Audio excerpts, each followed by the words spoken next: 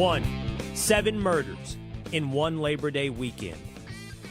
Or Donald Trump is about to cancel the 2026 election with a federal takeover of Chicago. Which is the real version of the future in America? Quick takes, including where is this communist utopia I keep hearing about that's promised for the United States?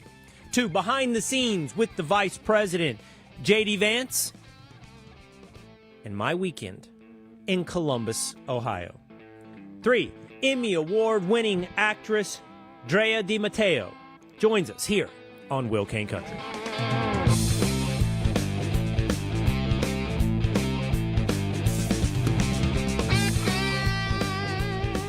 It is Will Cain Country, streaming live at the Will Cain Country YouTube channel, the Fox News Facebook page, terrestrial radio across this great United States of America, but always available by subscribing at Apple or on Spotify.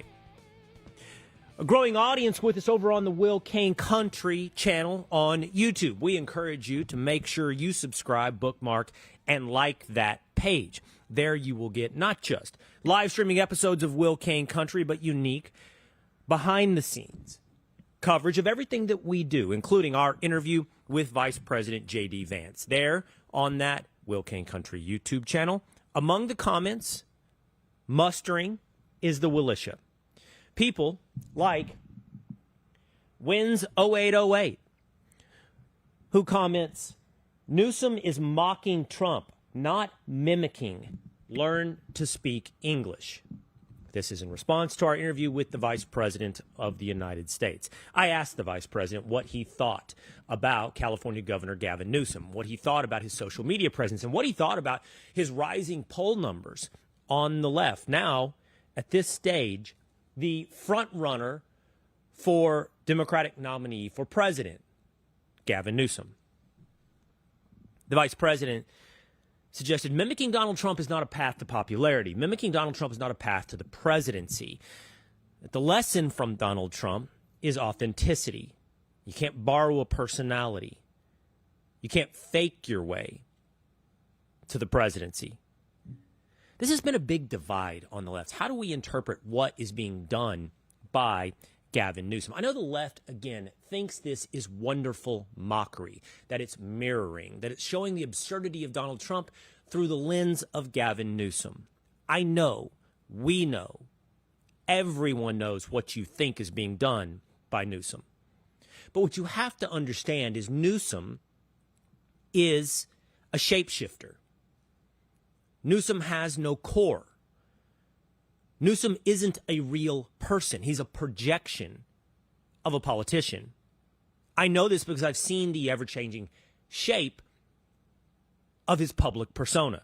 I don't know if deep down, over breakfast with his children or having beers with his buddies, there is a real Gavin Newsom. But I know that publicly, in the way that he positions himself as a politician, 1 minute he's a moderate talking to Charlie Kirk.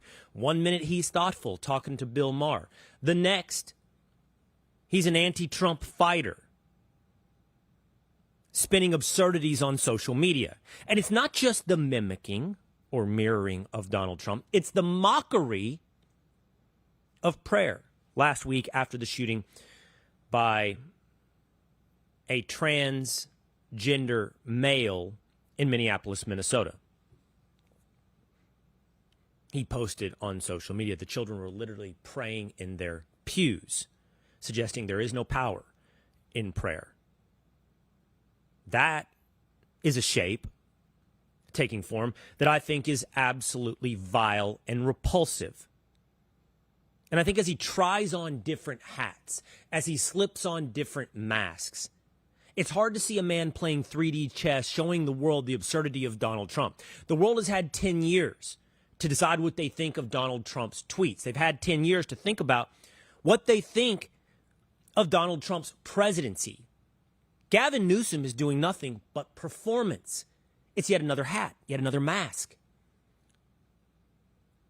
yet another shape that he shifted into, this time mimicking Donald Trump. He's not playing to the persuadable. He's mocking, mimicking, or mirroring Donald Trump for your pleasure. Those of you who like it in the militia.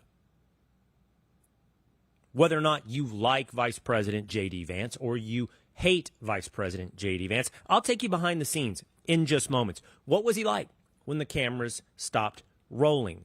What did we talk about? It's the main question that I've gotten since last Thursday. What's he like, JD Vance? I'll answer for you, the militia, here. Coming up in just a moment on Will Cain Country. But let's get into all that we've missed together over the long holiday weekend. Let's get to the top stories in the news with quick takes. Story number one. Quick takes around the news. Let us start in the city of Chicago. Over the Labor Day weekend, there were 54 to 59 shootings. As the data settles, it currently looks like 7 to 9 murders over the weekend in Chicago. How does that compare to the past? Well, sadly, it's somewhat par for the course. In Chicago, over the last 10 years, you have seen shootings range from in the 40s to the 60s. Your high water mark was in 2016 and 2021 with 66 shootings. Murders have ranged from 6 to 13. Your high water mark, your worst year in Chicago, 2016, 13 murders. 2025 coming in at 7 to 9 murders and 59 shootings puts it right on par with some of the worst years in Chicago. It's not getting better. It's an intransigent problem. Unsafe city streets, gang-related shootings, no-go zones in neighborhoods in the Windy City. That, and for quite some time, has been reality. Meanwhile, Mayor Brandon Johnson of Chicago suggested, in fact, the problem for Chicagoans isn't crime, but the potential for the presence of Donald Trump. It's the potential for the presence of the National Guard. And he signed a local executive order to ensure you won't have to see tanks on the streets of Chicago. Here is Mayor Brandon Johnson. No federal troops in the city of Chicago. No militarized force in the city of Chicago. No militarized force in the city of Chicago. Because what would be the point in seeing the National Guard? What would be the point in seeing Bearcats in the South Side? Well, according to Governor J.B. Pritzker, the point would be an absolute invasion of the state of Illinois by the United States of America. And in fact, the point would be to cancel democracy. The latest update on the threats to democracy now include fighting crime, according to the governor of Illinois. Here's J.B. Pritzker. So it's clear that in secret they're planning this. Well, it's an invasion with U.S. troops if they, in fact, do that. The other thing is, they ought to be coordinating with local law enforcement. They ought to let us know when they're coming, where they're coming, if it's ICE or if it's ATF or whoever it is. His theory for this invasion? Cancel the elections of 2024 and 2026. A federal takeover, the authoritarian march, the rise of Hitler, the domination of Donald Trump. This dystopian fantasy seems like it's been written straight out of The Handmaid's Tale, perhaps The Hunger Games. The mindset of the modern Democrat is written in a young adult's novel. The vision that they are painting, the pitch that they are selling, is that you're on the doorstep of Nazi Germany, that you're about to have your children sacrificed to the Hunger Games. The problem in Chicago isn't the dozen or so murders yearly on a weekend-to-weekend basis. The problem in Chicago is something that hasn't yet happened but been promised now for well over a decade, the authoritarian takeover by Donald Trump. The biggest lesson from COVID, without a doubt, the biggest lesson from COVID is the most powerful motivator in the human instinct is fear. Maybe we all watched Michael Douglas in Wall Street and came out thinking that at the base level, what we really have to fight, the vice that existed from the beginning of the Garden of Eden, was greed. But it's not. The base level human motivation is fear. Survival. put my survival in jeopardy, threaten me with fear, and I will fall in line like a sheep. That's the lesson from COVID. And we watch it happen, not just in political discourse, not just clips on MSNBC. We watched it play out on the streets with our neighbors. As neighbor turned against neighbor, as subway riders looked at each other with fear, we saw our society get its closest, in my lifetime, I believe in the last half century, to collapse. But that fear is not isolated to a virus.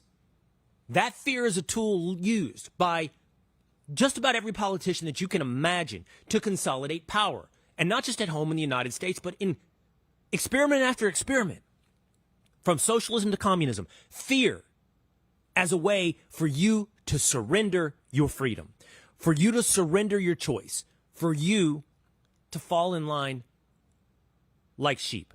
And at the same time, paint the politician fighting against that authoritarian takeover as the hero. This is Brandon Johnson, and this is J.B. Pritzker's hero journey. This dystopian fantasy, this real-life version of The Handmaid's Tale, interestingly casts them as your hero, your savior, your white knight. But what is real? Is it real? Why hasn't it happened? It's not a new story. The story began in 2015. And the story has been repeated ad nauseum for a decade. And it's being sold once again on the basis of fear. And I ask you, is that dystopian reality? Is that fantasy? Or is it the dead bodies on the South Side that's real? Here's one more thing that is real. Over the weekend in Washington, D.C., the shootings and murders are as follows. 3 shootings, 0 to 1 murder. In 2024, that was 6 to 8 shootings and 2 murders. Over the past decade, the shootings have ranged from 7 to a dozen. The murders have ranged from 1 to 4. But in 2025, we see those numbers cut down by 2/3. 2/3 fewer bodies in the streets of Washington, D.C. That's real. Once again, a decade plus of 10 to 12 murders and 50 to 60 shootings in the streets of Chicago. What do you have to fear? Reality or a dystopian fantasy? Story number 2. The point of fear and consolidation of power is often communism. A fascinating clip from the Jubilee debates put out by the media company Surrounded featured this time friend of Will Kane Country, Patrick Bet-David. Patrick Bet-David, surrounded by a group of anti-capitalists and communists, had a debate about the virtues of different types of society building when he encountered someone who said that communism, openly, is the better way to organize society. Here's Patrick Bet-David. I like to be free, but that's why I'm anti-capitalist. Well, maybe you ought to move to North Korea or Cuba or capitalism removes that choice. There is no real incentive of capitalism because the incentive is survival. When you get into communism, the incentive is for the common good. I love that. I got an offer for you before we move on. If I were to give you your $2,350, which is the cost to renunciate your citizenship, and I paid you your first class, flight to whatever communist country, and $20,000 to spend the money. Name me a communist country. Would you give up your citizenship to go to that country? Whichever communist country you want to go to. Yeah, Cuba, we can give you Venezuela, we give you North Korea, any one of those you want to go to. Communist countries. Choose any one of them, I'll give you a one-way ticket, and I'll fund it for you if you want to. That's it. That young lady did not accept her one-way ticket, first class, and $2,300 to renounce her citizenship to the United States for any of the countries mentioned. Not Venezuela, not Cuba, not North Korea. What I found fascinating was her rejection that any of those are true experiments in communism. This is what we always have heard. Communism and socialism are these utopias that have never quite existed in the perfect experiment, never quite implemented to perfection. And that's what the New York Times is saying today about Zohran Mamdani. What to know about Zohran Mamdani and Democrat socialism? The subhead reads, Opponents of the Democrat nominee for mayor of New York City have derogatively called him both a socialist and a democratic socialist to make a dent in his lead in the polls.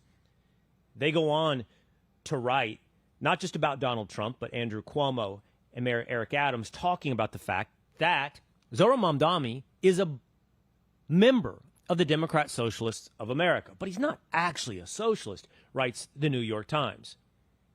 He is a Democrat socialist, which means his beliefs are similar to those of socialists, but not exactly the same. Admitting he's a member of the Democrat Socialists of America, his policies, they suggest, are actually just about equity. But they're not, really, as we've ever seen play out. A seizure of the means of production by the public. So therefore, not socialist. This is the ever elusive target that the utopians constantly place out there. Well, we've never seen it implemented perfectly. Look, the way that human beings work is that we are not all equal. We like to organize a society with the belief that we will have equal opportunity. But we're not equal.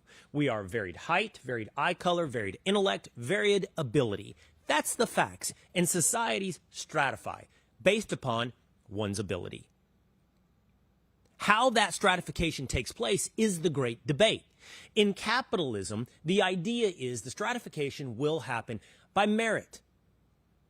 You will be able to achieve, with equal opportunity and free from government interference, what you are capable of achieving.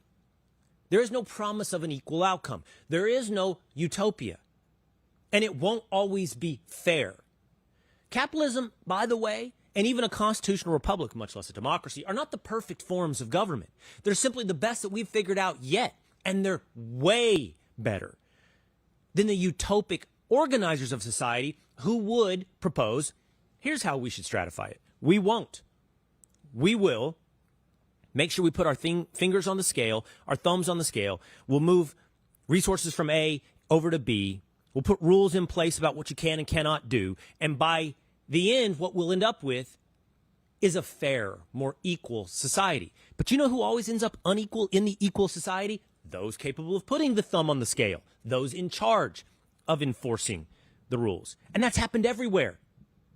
Do you think Stalin lived like the person working crops in Ukraine? Do you think Stalin lived like the workers in the factories in Moscow? Do you think the Soviet Politburo lived like the masses?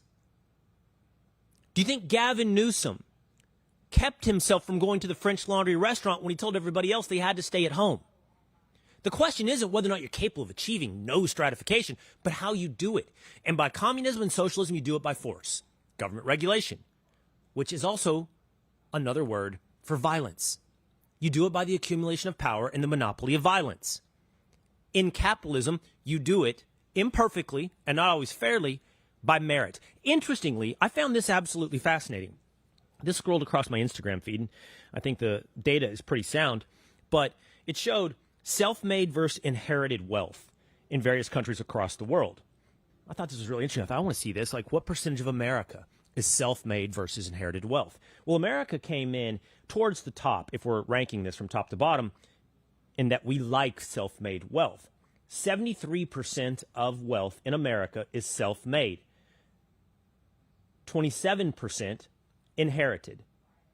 Now, just as a aside, you can see other countries. The Netherlands is a little better than America. The United Kingdom, shockingly, actually, better than America. So only 11% is inherited in the UK versus 89% self-made. But I did wonder about all the experiments in democrat socialism. I did wonder about all the countries where the powerful do put the fingers on the scale to make sure it all comes out more equal. And by the way, if we're organizing society, isn't self-made something to be rewarded? That's like, wow, that reflects true equal opportunity. You know what I mean? You're not born on third base thinking you hit a triple. You got to get, either through steals or hits, your own way around the diamond. Well, look at the experiments in socialism. Germany, 75% inherited, 25% self-made. Spain, 74% inherited. Mexico, 73%. Belgium, Italy, 73 and 64% inherited. Sweden, always the model held up by Democrat Socialists. Sweden, 55% inherited versus, or 58% inherited versus 42% self-made. On and on. Norway, more inherited than self-made. Switzerland, more inherited than self-made. All these experiments in socialism seem to preserve the status quo of wealth and power. So it makes you wonder, once again, promises versus delivery, who gets the fruits of their labor, who wins in the ultimate stratification of society. And it won't be that redheaded young lady arguing with Patrick Bet-David. It will be the person that promises her that it will all be even. And what are the people promising her? Are they meritorious? Are they smarter? Are the utopian organizers of society better? Will you be the judge? Here's Jasmine Crockett. Baby, because these people, they are crazy. Because they always talk about how Christian they is. Yeah, I don't know how many of them on that side are getting divorced because they getting caught up sleeping with their co-workers, staffers, interns, all the things. Yeah, you ain't got to believe me. Just go Google. You'll find some of it. I'm telling you. And the wives is being messy and petty. They putting it in the divorce. I'm like, ooh, that's got to be true because your lawyer would know that they going to lose it if they... Anyway, nevertheless... I don't know about you, but I don't feel real good about Jasmine Crockett being in charge of organizing society, the one setting the rules for America. Because when the rules are set by the likes of Jasmine Crockett, those who promise but don't live under their own promises end up like Ilhan Omar. Ilhan Omar, member of the Squad, categorically denies accusations that she is a millionaire. But apparently, according to the Free Beacon and disclosures from House oversight committees, her net worth has just reached potentially up to $30 million. I read, largely through her husband, a former political consultant, Tim Minette, she's accumulated a net worth at the end of 2024 ranging from $6 to $30 million. Her wealth is derived almost entirely from the value of Minette's ownership stake in two companies that together were worth no more than $51,000 at the end of 2023. So in 1 year, she goes from $51,000 to $6 to $30 million. The sources of this wealth are unclear, but the figures show that she and her husband's net worth skyrocketed 3,500% in just 1 year. Isn't it funny how it works when you stratify according to power? Finally, third in Quick Takes, we've talked often about the declining birth rates, not just in America, but across the world. Well, there might be a little bit of a silver lining. As it turns out, birth rates are absolutely plummeting on the left.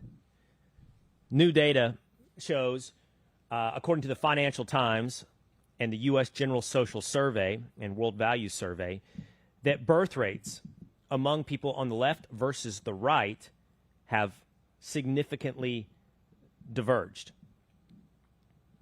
The left has seen a declining birth rate below replacement level, down to something like 1.8 kids per birth on the left, where on the right, that birth rate has held fairly solid. Maybe we're not all just headed for idiocracy. Maybe the right people are not having babies. If you got the right values and you got the right world outlook, have those children, repopulate, save America. Behind the scenes with the Vice President JD Vance and Big Noon Kickoff, Dave Portnoy put on a disguise. I'll take you behind the scenes of a big couple days here for Will Cain Country.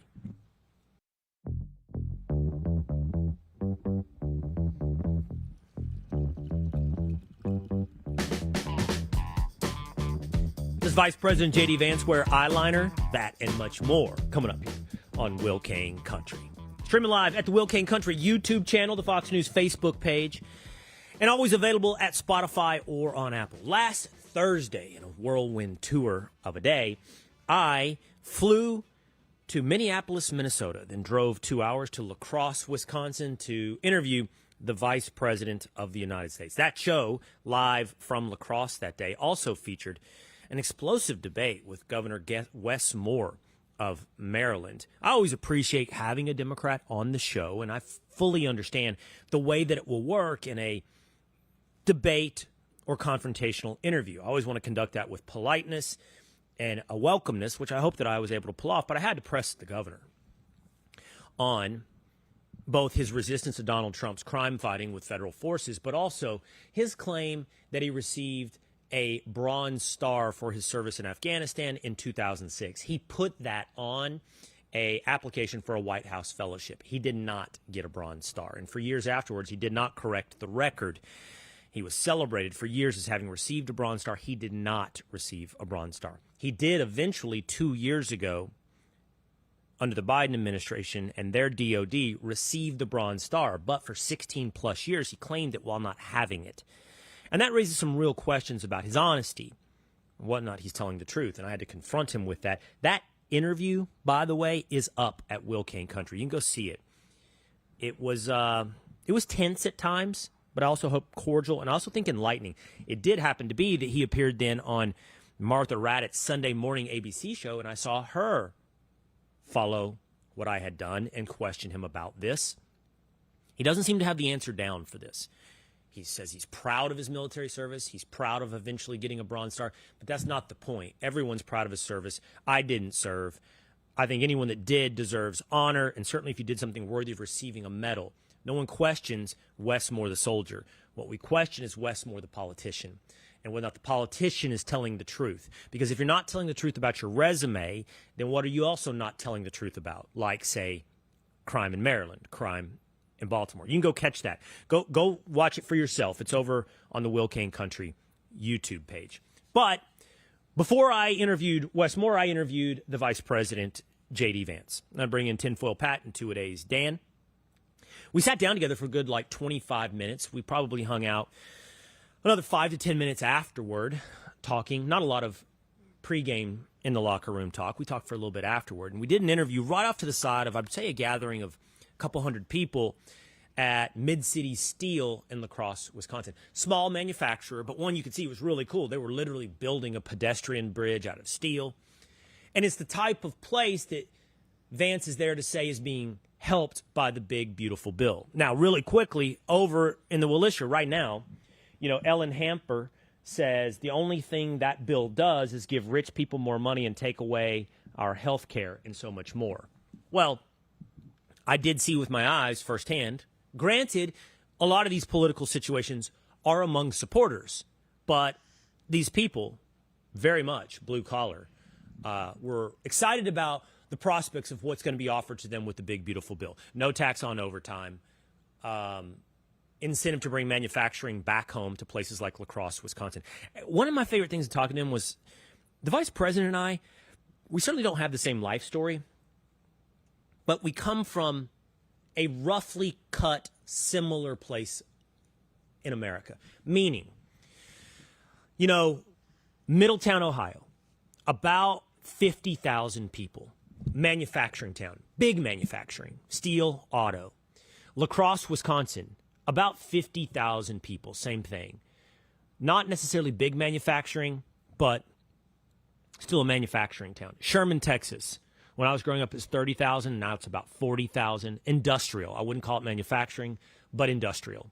Johnson & Johnson, Texas Instruments, Folgers Coffee, Tyson Foods, this type of thing. That's the town where I grew up. And I saw the ups and downs of those towns, right? I saw my hometown decline in the 1990s and early 2000s. It's now booming. It's about to boom because of chip manufacturing coming back to America, TI, Globotech. And it's an interesting perspective to come from that kind of place. And the vice president is such an interesting guy because he's accomplished, not just being vice president, right? I mean, he worked in private equity. He went to Yale. He served in the Marines. He's very thoughtful and smart. But he comes from this background where he's had not just exposure, but literally his life experience was very much, I don't know what the word would be, downtrodden, a hard-hit place in America. Hardship. Opioid, drugs, unemployment, hardship. Yeah, hardship. I think it gives him really unique perspective. And without that book, you would forget, because he is so polished, that this man has this perspective. The long and short of it is, everybody's asked me, what do you think of the vice president? And the answer is, I really like the guy. I really like him. He manages to, and maybe it's because he's only 41 years old, and honestly, he hasn't been in politics that long. It's crazy to me. He manages to have something that is very rare, which is he's real. Real isn't always enough. Real isn't always enough, right? You got to be real and then incredibly magnetic and charming and persuasive. You got to be all these things, but he is real. He is the anti-Newsom in that way. Like, Newsom is not real. He's not real at all. But the vice president, which, by the way, you're compelled to say JD, that's how really he seems accessible. He's young. Yeah. And you got to remind yourself, don't call him JD. Call him Mr. Vice President. What up, JD? But he did ask me, he's like, how old are you? I said, I'm 50. He goes, damn, man, what's the secret? I'm like, well, everybody says I dyed my hair. He goes, what do you do? He's like, what are you, a no alcohol guy? Like, I'm like, no, not that. Yeah. I said, I'll tell you this, Mr. Vice President. If I grew my beard out like you, it would be entirely gray. I can't explain it. My beard is gray. My hair is not gray. That happens. So it would age me quickly. It's pretty. The beard thing is unique as well. Like, when have we ever had a politician this high up that had a beard? Like, how far do you have to go back? Agreed. That is weird. Ways. What about mustache? Is there a mustache? No, not that I can think of. I mean, that's too Stalin-esque. Have we ever had one? Yeah, no, Stalin. Teddy Roosevelt had a mustache. Yeah, Teddy. We had beards back. Grant. Want to say, Lincoln. Well, we're going real far back, though. It's been a while. Adam Kroll's been calling for it for a long time. We need to bring back. Do we have a beard in the 1900s? Is JD Vance the only beard of the entire 20th century? I mean, I can't think of one off the top of my head. Teddy Roosevelt had, and he's 20th century. He's early 1900s. Yeah. Taft, he had facial hair. Taft had a mustache, I believe. Charles Curtis, vice out there president. In the militia, Fairfield on YouTube said, "This is the guy the Dems tried to convince us was weird." Exactly. Like that is one thing that is not the case with JD Vance. He is not. I don't know. Weird. Now I guess that's a subjective term. Oh, you think he's weird? He didn't know the betting line on the game. So well, I actually have a point to that. I'm glad he didn't know, because he has more important things to worry about that I want my vice president to worry about. You know what I'm saying? We did break down pregame Texas versus Ohio State, and he did think that Ohio State was a 12-point dog. I was like, no, Mr. Vice President, you're favored. You said it very nicely, though. In the game. I think tinfoil. I think you're both right. I think he's a sports guy, but not a sports guy. Yeah. Do you know what I mean? Like I think me. he likes sports and probably, I guess, as it turns out, like you. That's right. Two-a-days. Can't name the starting line of his favorite teams. Yeah, I could have done that to the vice president. Hey, Mr. Vice President, who's the starting quarterback for the Buckeyes? We're ending this interview right now.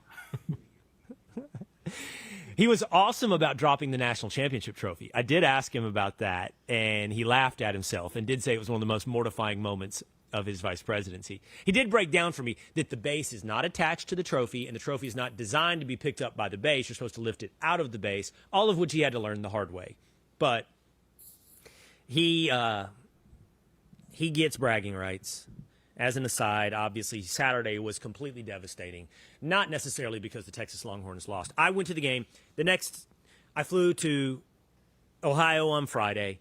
I worked Fox and Friends, and it was all around the Big Noon kickoff set, where it was cool because I got to see a lot of my old friends, Matt Leinart, Brady Quinn, Urban Meyer, Rob Stone is an awesome dude. Mark Ingram, who I don't know well, but I hung out with Mark and talked to him. Those guys on the Big Noon kickoff set, those are awesome dudes. And really, those are awesome. Matt Leinart, awesome guy. Brady Quinn, great guy. And then the new guy, Dave Portnoy, right? So Dave Portnoy is the new hire for Big Noon Kickoff. Dave Portnoy, El Presidente, founder of Barstool Sports. The story was not allowed into Ohio Stadium. The Ohio State said no Dave Portnoy. So he came to the set. I hung out with him. He had a little mustache on and a hat that says, "I love Ryan Day." Here's Dave Portnoy from Saturday.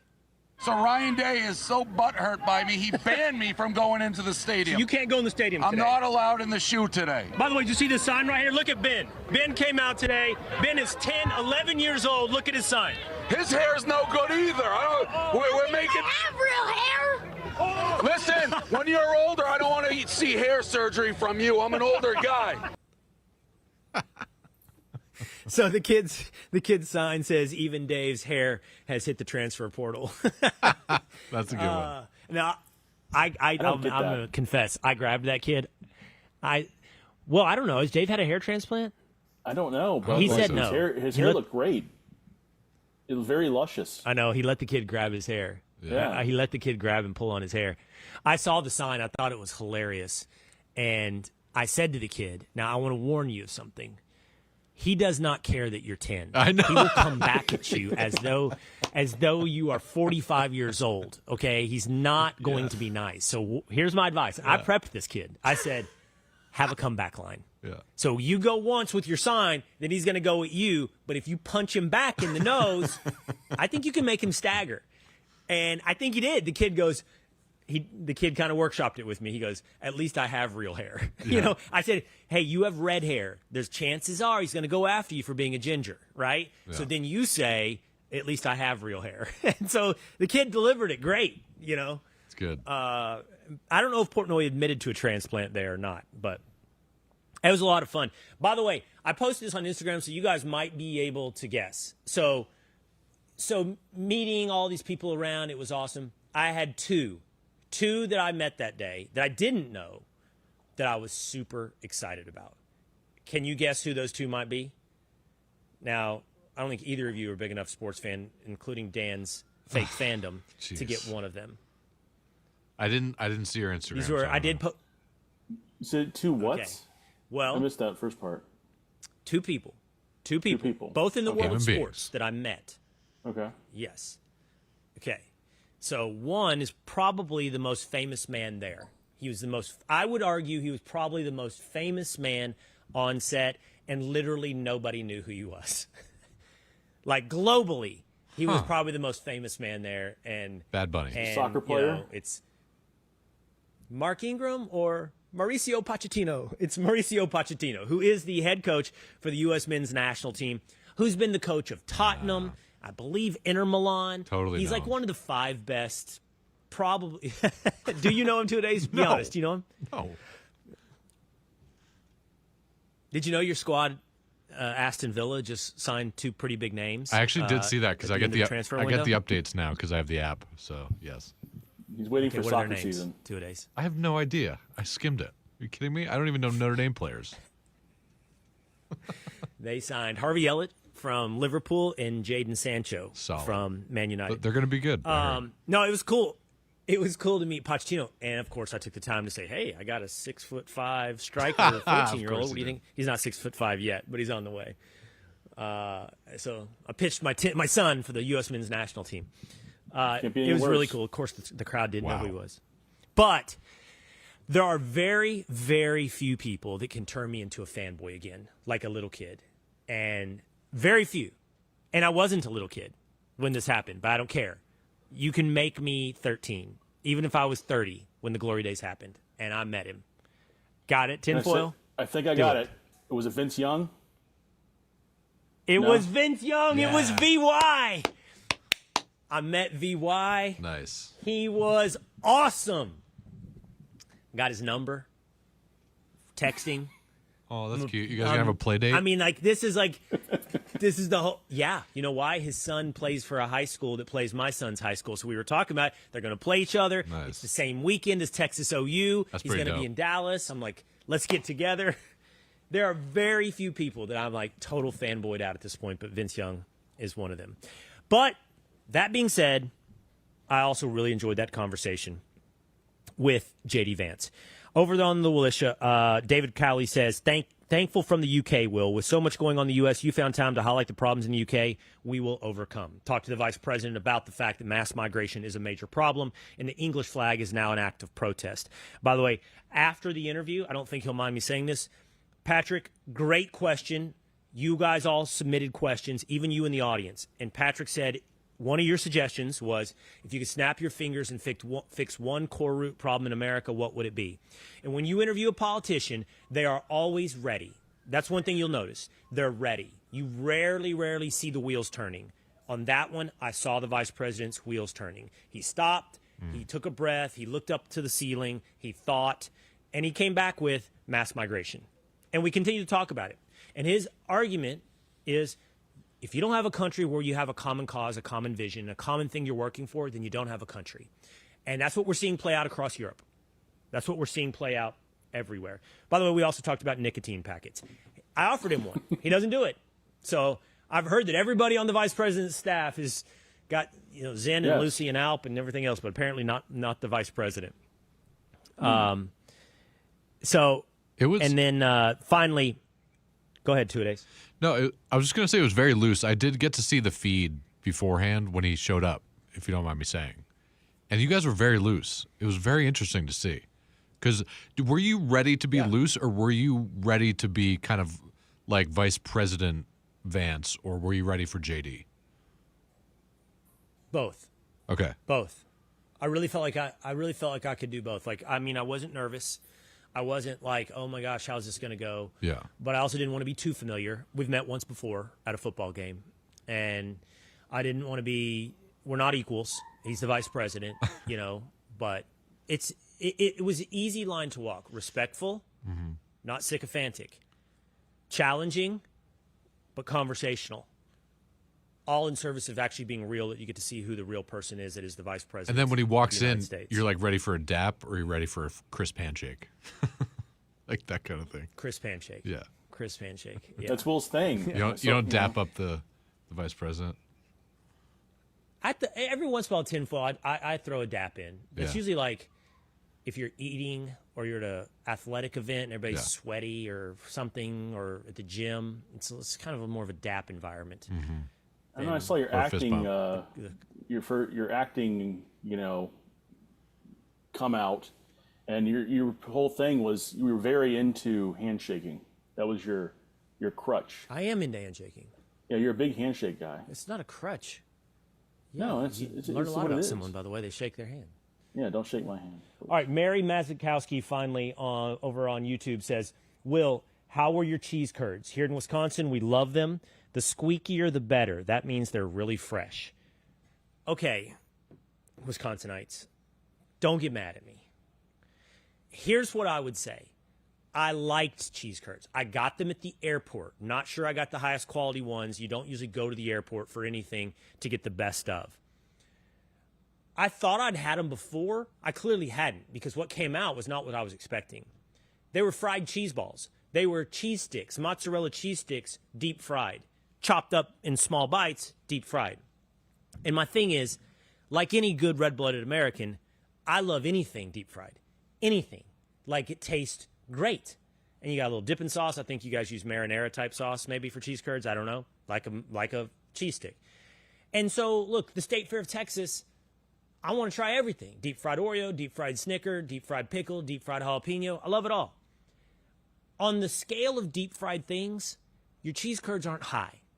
Okay, that's what I would say. Like a deep fried jalapeno versus, or jalapeno strips, or a deep fried pickle versus a cheese curd, I'm going to go the pickle or the cheese or the jalapeno strips. I'm not a big cheese stick guy. I'm not a big mozzarella guy. The mozzarella sticks, not my thing. So maybe that's not me. I'd eat them again. Don't get me wrong, Wisconsin. I'd eat them again. But I'm not sure I could co-sign that you've got something really special that is your state dish up there. I say this with some bit of humility. Maybe I haven't had the best cheese curds from the airport. It's a Midwest thing. It's not an Italian thing. Otherwise, I'd run that by Drea de Matteo, who's an Emmy award-winning actress, and Drea joins us next on Will Cain Country.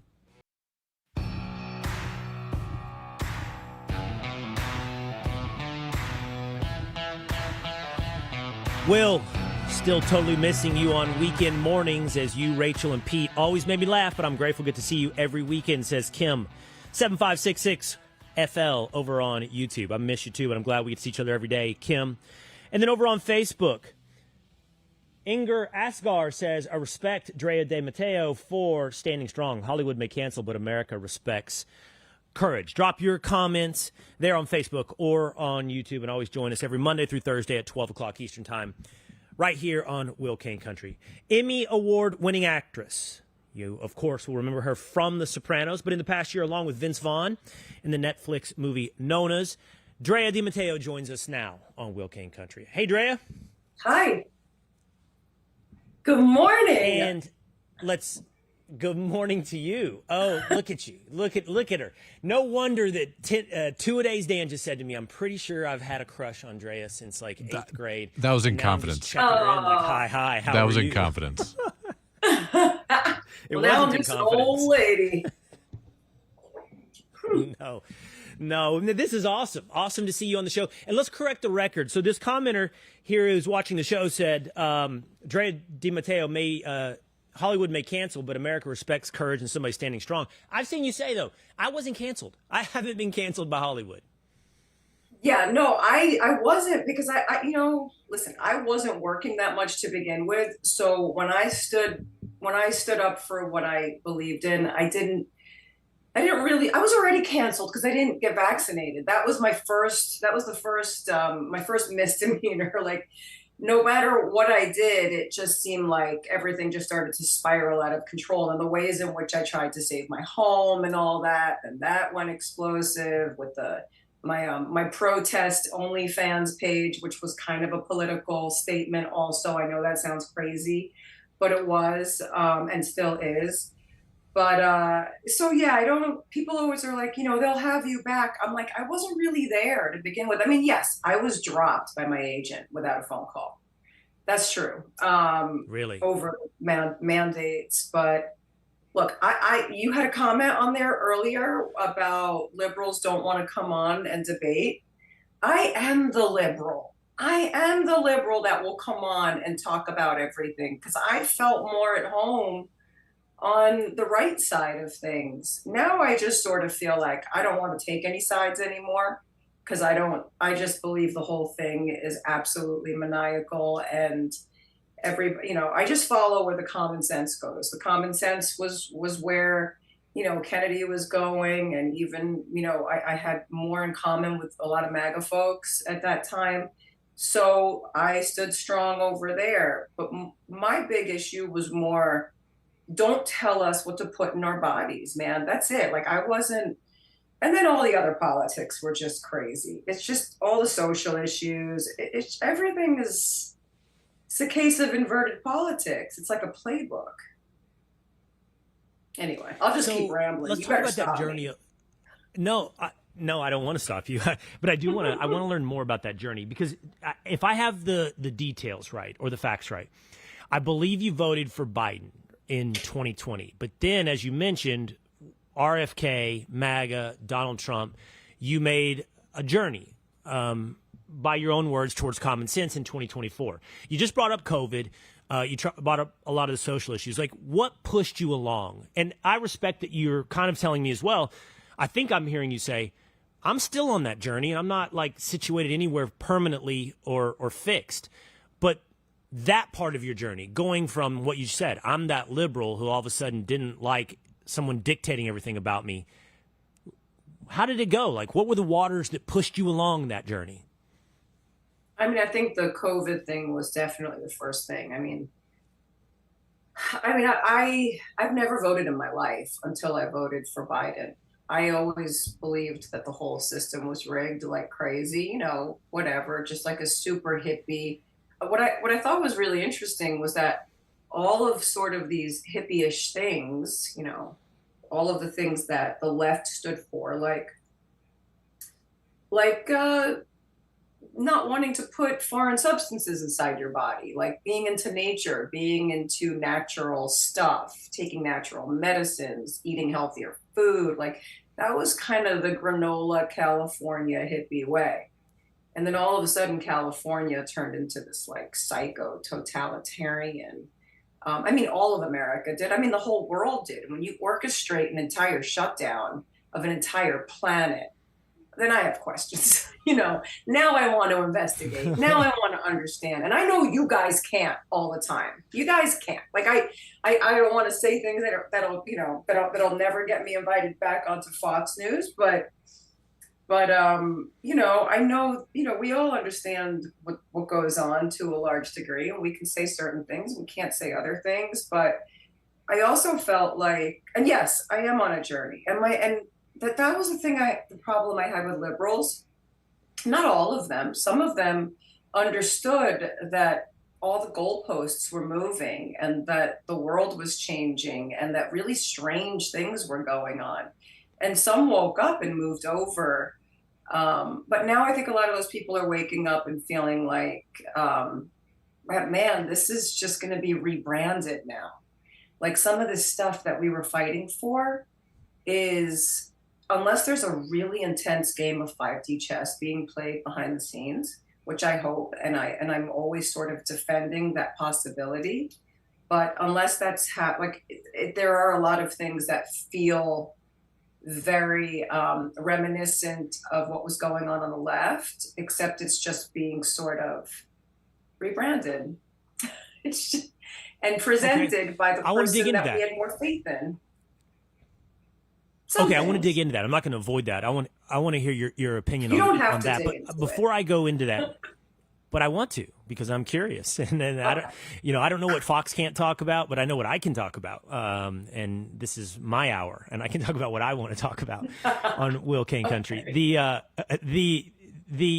But before I get into it, I just want to, because this is something I'm curious about as well. So, you said earlier, I really wasn't in it. And by in it, I don't know what you mean. I don't know if you mean like fully in Hollywood, fully in celebrity culture, or fully working to your heart's content in entertainment.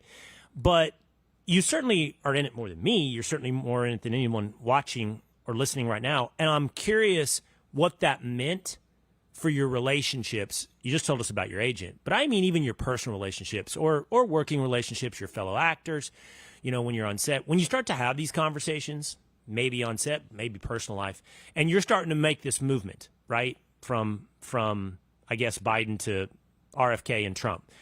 I'm just curious how those conversations went. How was that received personally?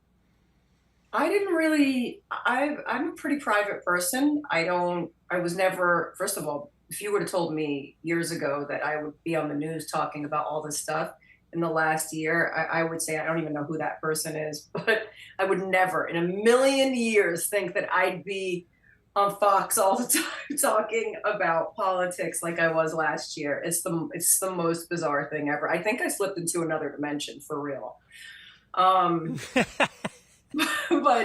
I think that might be the thing that people sort of see. Like, I have some weird neighbors that like to cut down our trees without our permission. And I'm like, I really prefer you not do that. Let the tree breathe for a minute. Let's figure it out. Like, I'll have the tree cut down. Then she'll start cutting down my trees. Then there'll be an argument about it with my boyfriend and the neighbor. And then I come out and now she's said, I'm telling her, how could you do this? Like, this is not like we have to protect these beautiful trees. Like, I'm that guy. I mean, I'm not psycho about it, but I'm also a New Yorker. It's like, don't touch my property. Like, what are you, crazy? Like, you can't. And she's a New Yorker. Then I start getting tons of text messages of me in a MAGA hat, and telling me that I don't love her people, that I am a racist, that so these were the things that I'm like, hold on a minute. This president is the one who's, got his hand on the wall. Like, I don't know what you're talking about. Like, he's for you. I don't know why. So if you're that short-sighted and you really don't know what's happening in the world, like, you can't condemn me for voting for Trump. Like, and by the way, who cares? I voted for Biden last time. I believed that Trump was the Antichrist, just like everybody else. And then I was like, wait a minute. I didn't have even an ounce of the information of what was going on. I was making decisions based on headlines, like a lot of people do. Like, I'm not afraid to admit that. So I went really deep into trying to understand what was going on. I'm going even deeper now, trying to understand what's going on. And I'm not totally pleased with what I'm seeing, but but people don't want to have conversations about it. And that's okay, because I don't want to sit around and talk about politics all day. And not deeply. Yeah, I almost want to talk about it more as philosophical at this point than an actual.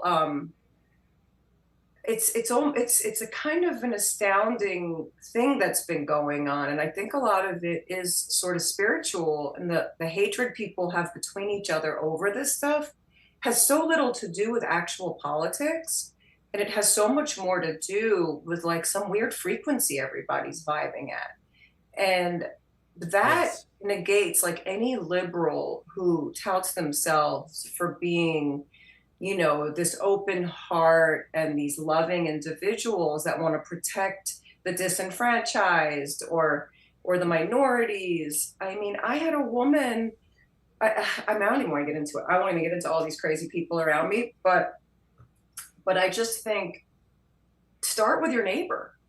Start with your neighbor, but to condemn people for having a difference of opinions and to just decide that this person is a white nationalist, like what are these words, and like that I'm a racist, and it's like all of this wild stuff. I'm like, first of all, I'm an Italian from New York. Like I was raised Spanish. She knew the woman who raised me in this house. Like we don't even speak English at home. I'm like, how could you make all these? It's just a really wild time of total insanity.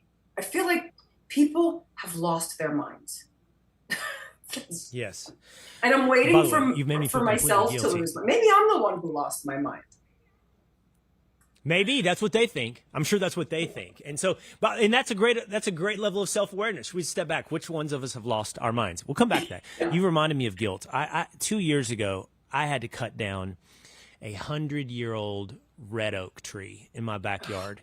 And it made me so sad and so guilty. And the reason I had to cut it down is it was dropping limbs, gigantic limbs all across the backyard, like kill you if it lands on you, limbs. And my wife's like, we're not going to have our kids in the backyard and have one of those things land on them. And I brought this tree doctor and that tree doctor, and can I prune it? And then did the pruning cause it? You know, why are these limbs falling? Before you know it, man, the whole thing had to come down. And I have this great amount of guilt on taking down this 100-year-old oak tree. So thank you for that reminder. But you fight your battles. You fight your trees. No, this tree I like how you put handled properly. That's all. It just needs to be handled properly, and it'll still be okay. But if it's pruned improperly, it is going to fall. That's. I learned that. Like, you know, yes. And I don't even know what's proper right now, but I do think we over pruned it, and then it fed on itself, and then more limbs dropped, and before you know it, anyway, got to take the whole thing down. I like what you said about frequencies, because I think you're right. It's like everybody's on this like wild frequency, and to me, it's one of two things. Look, my big lesson, Drea, out of COVID is that fear is I talked about this at the top of our show, but that I think fear is the base level human motivation. And you can get people to do anything you want if you make them afraid. And that was very evident in COVID. Forget policy and forget what was on TV. I'm talking about with your neighbors. That's where you saw fear rear its ugly head and change the way people were. And so I think that two things have happened. Somehow there's a segment of society that has turned Donald Trump into the Antichrist and this horrible would-be authoritarian dictator, and they're operating on a frequency of fear that is now just visceral hatred of Donald Trump. But there's also another level which also makes them heroic, and they are the anti-white nationalists. They are the empathetic person. And it's so much about self-validation on that front. But to your point, has very little to do with the issues. It's all sort of fear and narcissism. Yes. Yeah, it's an extreme self-righteousness. I was talking about that a lot through the whole election period. I was like, it's one thing to, it was the self-righteousness that really flipped me out from my peers, you know, just that whole side. We're supposed to be the gentle ones. And no, but that's, I think what it did in some ways is like, none of it matters what side you're on. It really doesn't. Like, don't even pick a side at this point. Just, you know, well, first of all, follow the money, and then you'll start to learn a lot about what's actually happening and what kind of decisions get made. But I really do think that, you know, I hate to sound like a total cliche hippie, but love. It's all about love. but everybody is really tied into fear. And I was petrified during COVID. I really believe that, I was watching what was happening in Canada. I was watching what, the truckers protesting and how they were treated and the whole Trudeau mania. Like, I was like, what is this? People shutting down in ways that we didn't really shut down. Like, we had it good, even though people complain about California having had it bad. Still, compared to other countries, it was wild. And it's like, when you know that can happen once, and that so many people, bought it hook, line, and sinker. Like, there's so much corruption around that whole time. And I just don't know if people are ready to still wake up and be like, wait a minute. Like, I don't think that any faith and I said this while everybody was running, the politicians can only do so much if they're even allowed to. Let's face it. And I don't want to be the anti-Fox, anti-news person here, but there's a lot of other entities and a lot of other things at play all the time. But I just feel like if we don't come together as patriots, or the whole world at this point, because I feel like it's not just America that's compromised, it's everybody. I mean, this is happening across. They use America as a way to teach. It's like an experiment. It's starting to feel like we are the experiment. And let's incubate it here in Britain, and then let's bring it over here. But I still don't really believe that we are sovereign in a lot of ways. I feel like we have the illusion of it. So I think that the message for people really now is like, just stand together, no matter what your beliefs are. And if your beliefs aren't about love, then clearly you have some issues. And I mean, not everyone's going to be like, oh, it's love, man. It's like, no. But just general respect and compassion and empathy for your neighbor and you know what I mean? Anyway, I love that line. I'm feeling super I'm a little pessimistic about things, because my thing when everybody was running, I was like, this means that they're going to stop spraying all these chemicals in the sky. So we're talking about the trees, and my whole thing is about the chemicals in the sky and all that stuff when they do the sky spray and the geoengineering stuff. And I was like, this is all going to end. Kennedy and Trump get in there, it's going to stop. And then these guys are in there, and I'm like, oh my God, we have blue skies, we have clear skies. And then all of a sudden, I see the crisscrosses in the skies. And the crisscross, and it doesn't stop. And then the Palisades is on fire. And then, all this crazy stuff.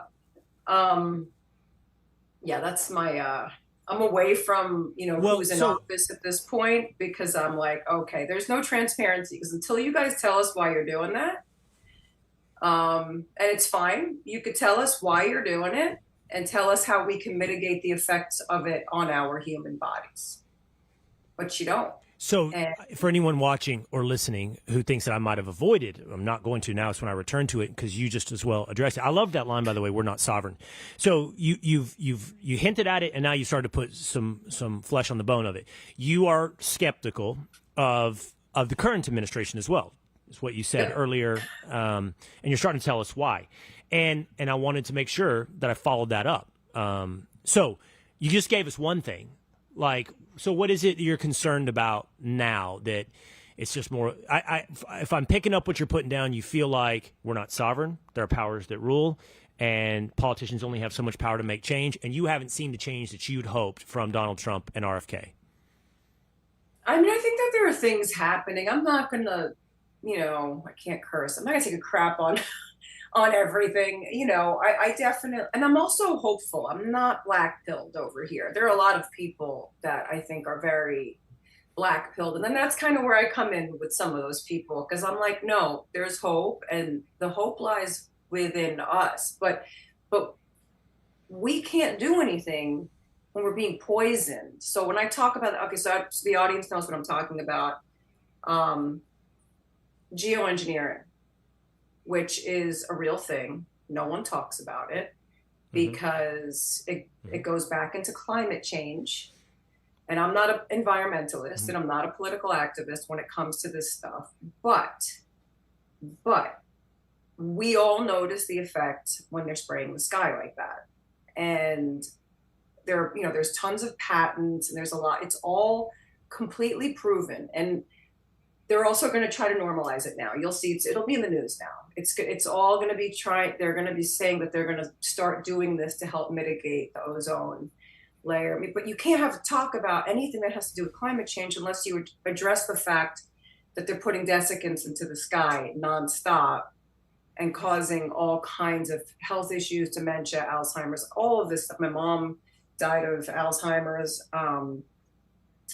But these chemicals that, they're in a lot of pharmaceuticals, they're in a lot of, now everything is in our food.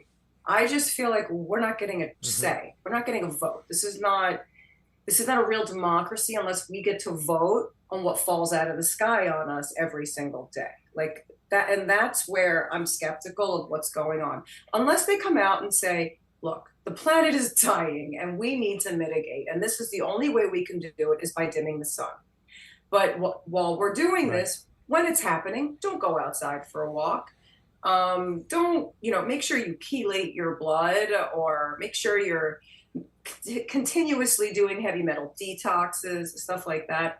They don't have these conversations because it's not happening, but it's happening and no one's talking about it. So, well, I'm sorry, I was going to pick it up. We've talked about it, just for the record. Now, I totally agree with you about the food supply. And now Fox is like, she's never coming back. The will's canceled. Just kidding.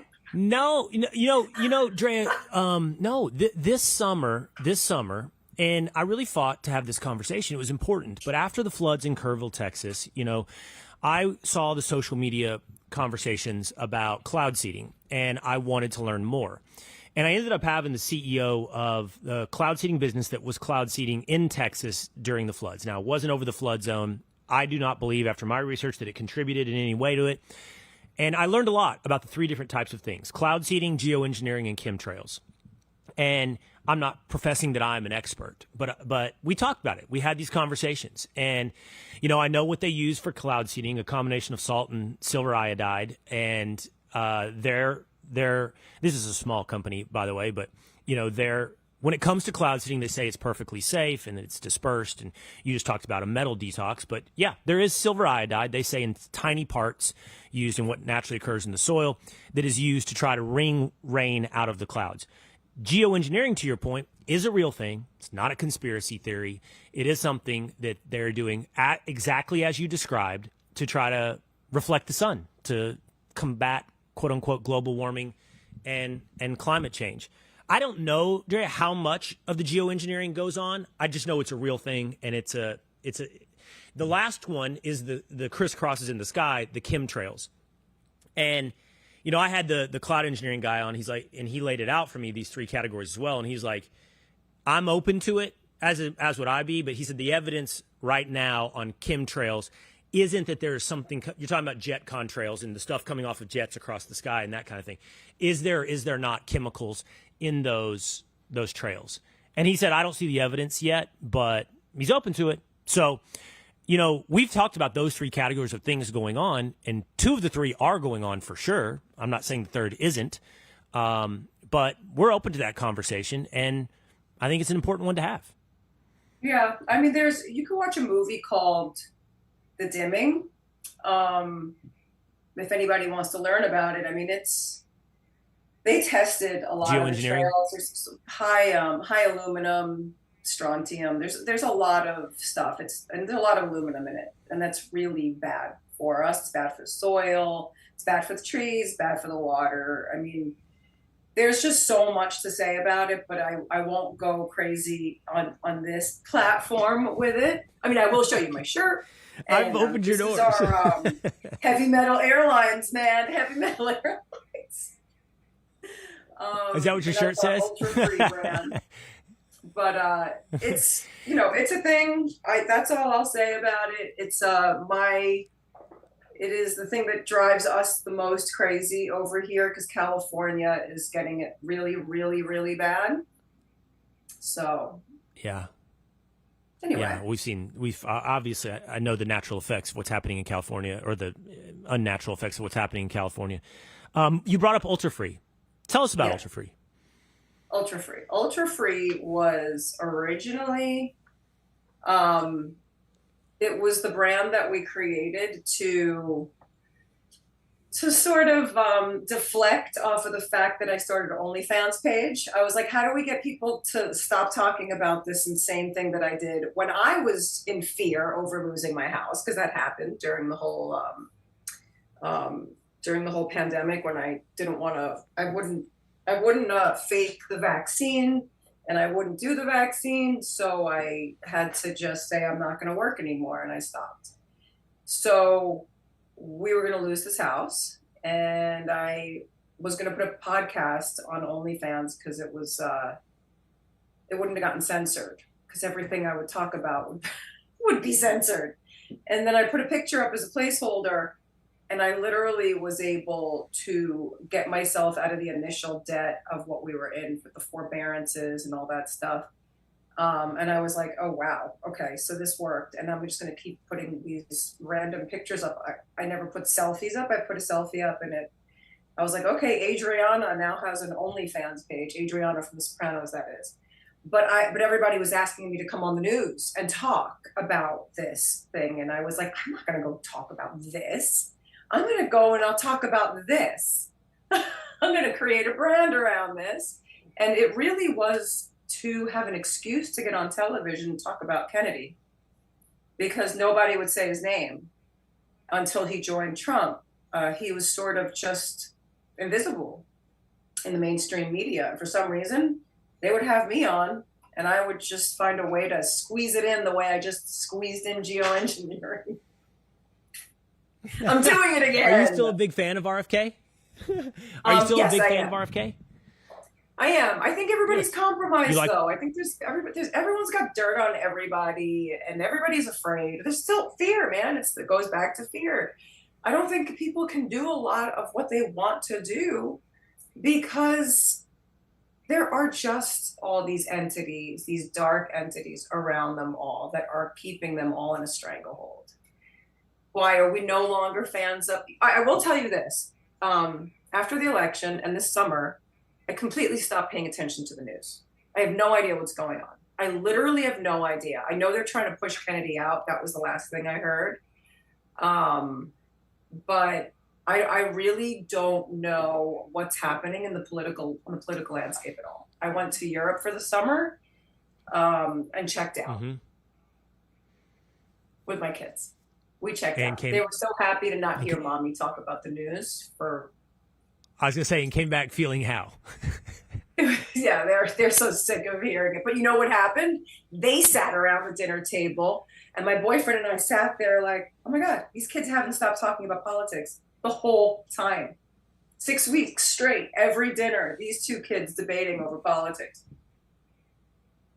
Really? How old are your kids? 17 and 14. Same exact age as my kids. Same exact age. Yeah, an older girl. Yeah, I think it's interesting. Girl. I love listening to them talk about this stuff. By the way, for what it's worth, their grandfather is a top fiver for me. Top threer. Oh, of course. But where in Texas are you? Are you in Texas? I'm in Dallas. My wife is...